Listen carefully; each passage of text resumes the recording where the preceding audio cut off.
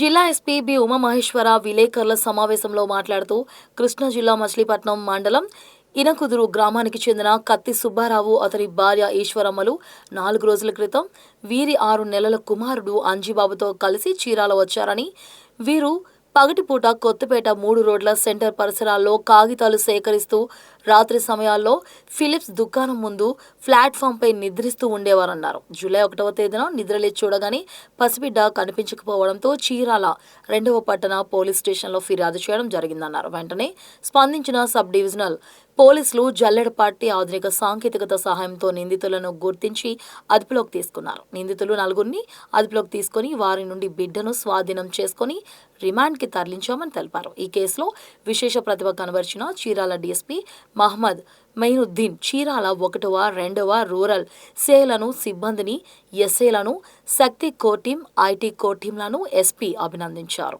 క్రమంలో పలు CC cameras పట్టణంలో, అదేవిధంగా పోలీసు విభాగం వినియోగిస్తున్నటువంటి ఆధునిక టెక్నాలజీ 360 సీసీటీవీ ప్రాజెక్ట్ గత 9 నెలలుగా రాష్ట్ర వ్యాప్తంగా అమలు చేస్తున్నాం.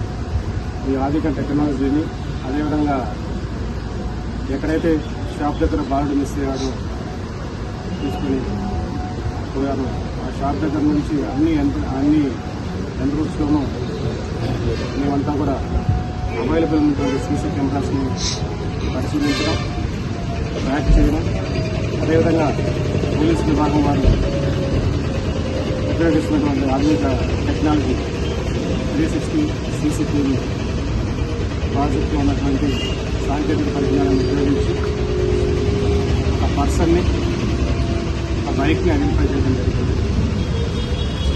ఆ పర్సన్ని, బైక్ని ట్రాక్ చేస్తూ మేము విచారణ చేపట్టగా దాసరి సంజీవరావు, అదేవిధంగా దాసరి శ్రీమ అనేవారు చీరాల పట్టణంలో కట్ట ఆదినారాయణ అనేటువంటి పర్సన్ అక్కడ చికెన్ షాప్లో పనిచేస్తున్నారు. ఈ కట్ట ఆదినారాయణకి మరియు ఆమె యొక్క భార్య శ్రీయాకి 25 సంవత్సరాల క్రితం వివాహం జరిగింది. వీరికి పిల్లలు లేరు. ఈ పిల్లలు లేని క్రమంలో మీరు పిల్లల్ని ఎవరైనా అడాప్ట్ చేసుకోవాలన్నటువంటి పలు ఆలోచనలు డిస్కస్ చేసేవాళ్ళు. నేను పిల్లలు ఎక్కడైనా దొరికినా తెచ్చుకోవాలన్నటువంటి ఆలోచనని ఈ దాసరి సంజీవరావు అండ్ దాసరి శ్రీనితో పంచుకునే వాళ్ళు.